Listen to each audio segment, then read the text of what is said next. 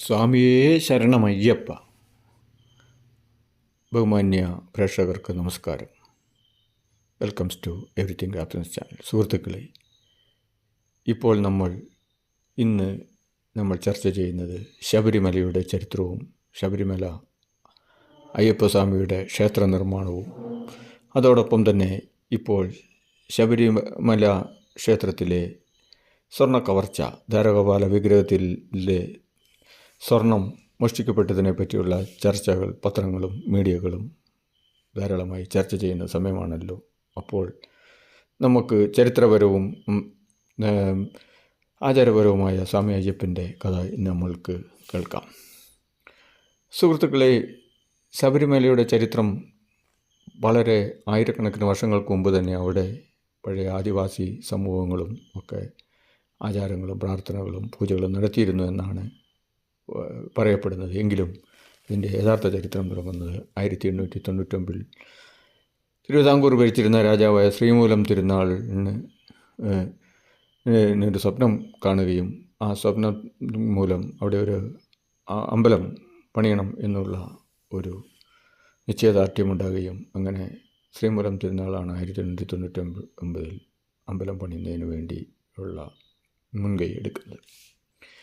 അമ്പലം പണിയുന്നതിന് വേണ്ടിയുള്ള അന്നത്തെ കാലത്ത് ഘോരവനമായി, ഇന്നും തന്നെ ഘോരവനമാണ്. ഘോരവനത്തിൽ ഒരു അമ്പലം പണിയുക, അവിടേക്കുള്ള സഞ്ചാരം വഴികളൊന്നുമില്ല, ആൾപ്പാർപ്പ് തന്നെ വളരെ അപൂർവമാണ്. ധാരാളം കാട്ടുമൃഗങ്ങളും കടുവ, പുലി മുതലായ മൃഗങ്ങളും മലേറിയ പോലുള്ള രോഗങ്ങളും ഒക്കെ ഉണ്ടായിരുന്നത് കൊണ്ട് ആരും തന്നെ അമ്പല നിർമ്മാണത്തിനോ വിഗ്രഹ നിർമ്മാണത്തിനും വിഗ്രഹ പ്രതിഷ്ഠയ്ക്കും വേണ്ടി പോകാൻ തയ്യാറായിരുന്നില്ല. അങ്ങനെ ബുദ്ധിമുട്ടിയിരുന്ന കാലത്ത് ക്രിസ്ത്യാനിയായിരുന്ന കൊച്ചു രാജാവ് പറഞ്ഞതനുസരിച്ച്, രാജാ രാമയ്യർ പറഞ്ഞതനുസരിച്ച് കൊച്ചുമ്മൻ അതിന് തയ്യാറാകുകയും പക്ഷേ കൊച്ചുമ്മൻ്റെ ആൾക്കാരും പോകാൻ തയ്യാറായില്ല.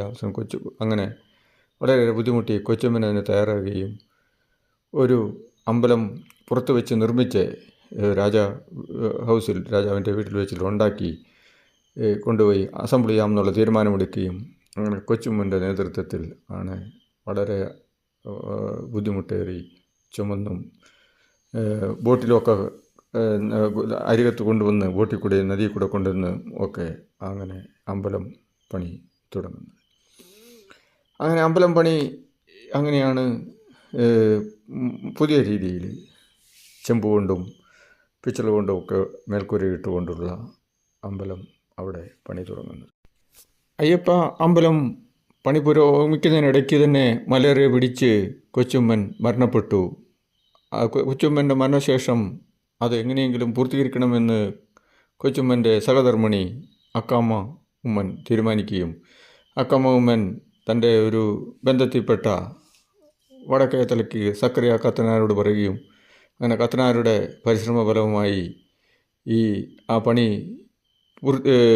തുടരുകയും പൂർത്തീകരിക്കുകയും 1909 പണി പൂർത്തീകരിക്കപ്പെട്ടു.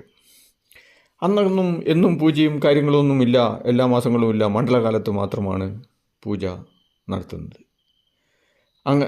ഇങ്ങനെ നടന്നെങ്കിലും പല പ്രാവശ്യം 1950 ഈ അയ്യപ്പ മന്ദിരം അഗ്നിക്ക് ഇരയായി, വിഗ്രഹത്തിനൊക്കെ കേടുപാടുകൾ സംഭവിച്ചു. അന്ന് തിരുവിതാംകൂർ വെച്ചിരുന്നത് ശ്രീ ചിത്ര തിരുനാൾ ബാലരാമവർമ്മയായിരുന്നു. പക്ഷേ തിരുവിതാംകൂറിൻ്റെ ഭാഗത്തായിരുന്നില്ല അമ്പലം. തിരുക്കൊച്ചി TK നാരായണനായിരുന്നു അന്ന് ഭരിച്ചിരുന്നത്.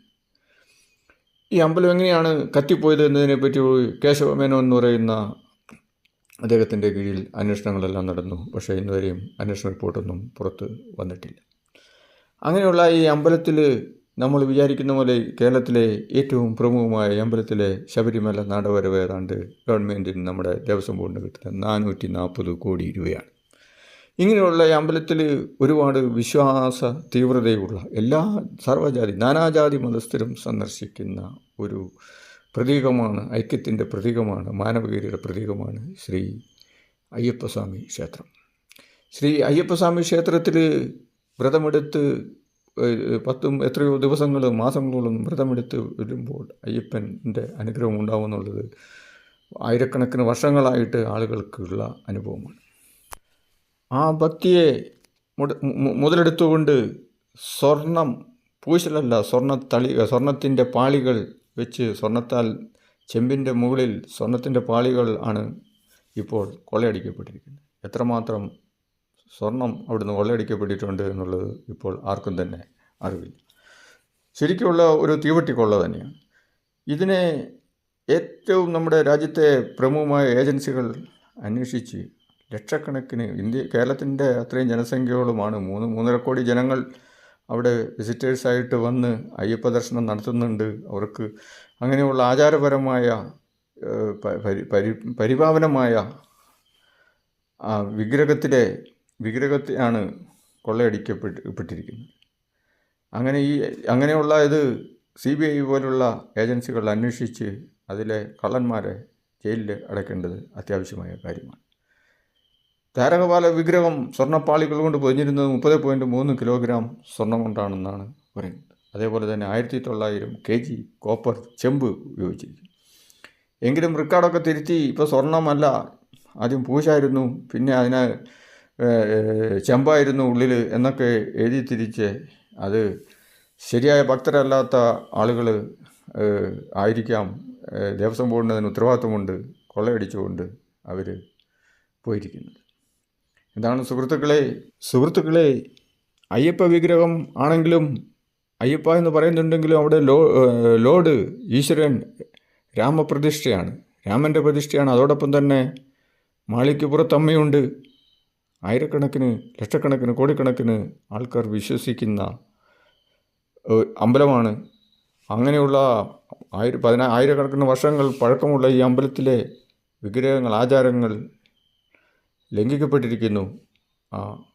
എന്താണെങ്കിലും കട്ടുകൊണ്ടുപോയിരിക്കുന്ന സ്വർണം വീണ്ടെടുക്കുകയും ആചാരാനുഷ്ഠാനങ്ങൾ അതിൻ്റെ പഴമയനുസരിച്ച് പുരാതനപരമായി തന്നെ ആചാരലംഘനമില്ലാതെ നടത്തപ്പെടേണ്ടതുമാണ്. അതിലേക്ക് അന്വേഷണ ഏജൻസികൾ വരുമെന്ന് നമുക്ക് വിചാരിക്കാം. ഇത് നമ്മളാരും പറഞ്ഞതല്ല, കോടതി തന്നെ കേസ് എടുത്ത് കോടതി തന്നെ പറഞ്ഞ കാര്യങ്ങളാണ്. ഏതാണ്ട് താരകപാല വിഗ്രഹം സ്വർണത്തിൻ്റെ പാളികൾ കൊണ്ടും 30.3 കിലോഗ്രാം സ്വർണ്ണപ്പാളി കൊണ്ടും 1900 കിലോഗ്രാം ചെമ്പ് കൊണ്ടും ആണ് അത് നിർമ്മിക്കപ്പെട്ടിരിക്കുന്നത്. അതേപോലെ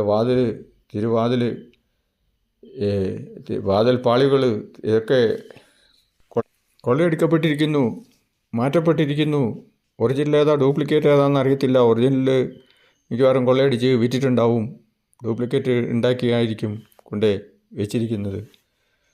ഇക്കണക്കിന് ഇങ്ങനെ ശരിയായ ഭക്തരല്ലാത്തവർ ദേവസ്വം ബോർഡിലും മറ്റുള്ള കർമ്മങ്ങളിലും വിഹരിക്കുന്നതുകൊണ്ടാണ് ഇങ്ങനെയൊക്കെ സംഭവിക്കുന്നത്.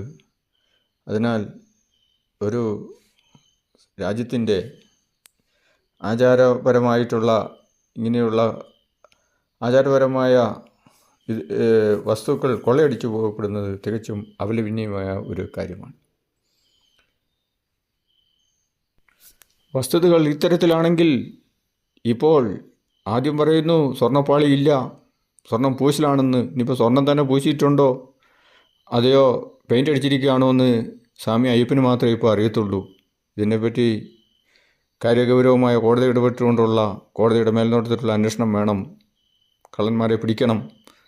ദേവസ്വം വിജിലൻസും ദേവസ്വം കമ്മീഷണർമാരും ഒക്കെ ജാഗരൂകരായിരിക്കണം.